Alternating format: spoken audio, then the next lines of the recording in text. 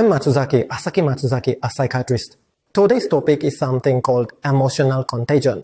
Emotions are contagious, aren't they? Emotional contagion refers to the phenomenon where one person's emotions transfer to others, causing them to share similar feelings. For example, when you see a friend laughing, you might end up laughing too, even if you don't know why. This kind of emotional contagion occurs frequently in our daily lives. Let's say you're at school or at work, and someone there is feeling negative emotions or like irritability, anxiety, or sadness. When that happens, don't you ever feel like you're starting to feel anxious too, or you're becoming irritated, or your mood just starts sinking for some reasons? On the flip side, when someone is smiling or radiating happiness, even if you don't know what they're happy about, you kind of start to feel a little happy yourself, right? So, why does such an emotional contagion occur? There are two possible reasons, and the second one is the more important. First, there's a conscious reaction.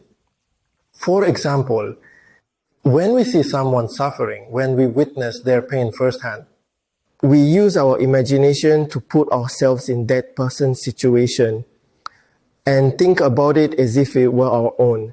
We feel as if we ourselves are experiencing the same pain. And in trying to understand that person's emotions, the feelings begin to spread. Now, for the second reason, this one is even more important. It involves the mirror neuron system. The mirror neuron system is the neurological mechanism that reacts in the brain as if one is performing the same action when seeing someone else perform it. So, when we see someone smiling, our mirror neurons activate and make us want to smile too. In the same way, emotions can also spread through this mirror neuron system. Emotional contagion plays an important role in our social lives, as it helps communication flow more smoothly and naturally. But it's not all good. There are both positive and negative sides. On the positive side, a shared happy mood can lift everyone's spirits. But on the negative side, shared negative emotions can drag everyone down and sometimes even lead to serious social problems when collective anger spreads. For instance, when their favorite soccer team loses, fans may sometimes erupt into chaos and riot in the streets. We also see phenomena like mass hysteria. How easily emotions spread depends in part on how expressive the person sharing the emotion is, but even more so on differences among the people receiving that emotion. Some people are more susceptible to emotional contagion, while others aren't as affected. So, what makes a person more or less likely to be affected by the emotions of others? Those who are more affected tend to have higher empathy. It depends on the emotional sensitivity of the person receiving the emotion.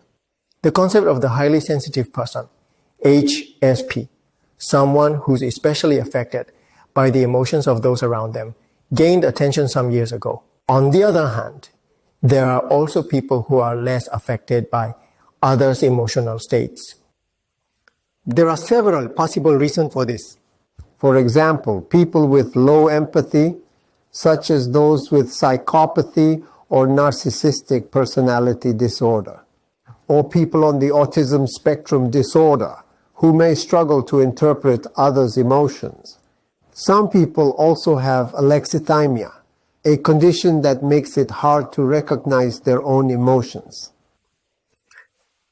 People who don't easily catch others' emotions may find it harder to connect and communicate with those around them. And people who are too susceptible to emotional contagion may get overwhelmed by other people's feelings and end up emotionally exhausted.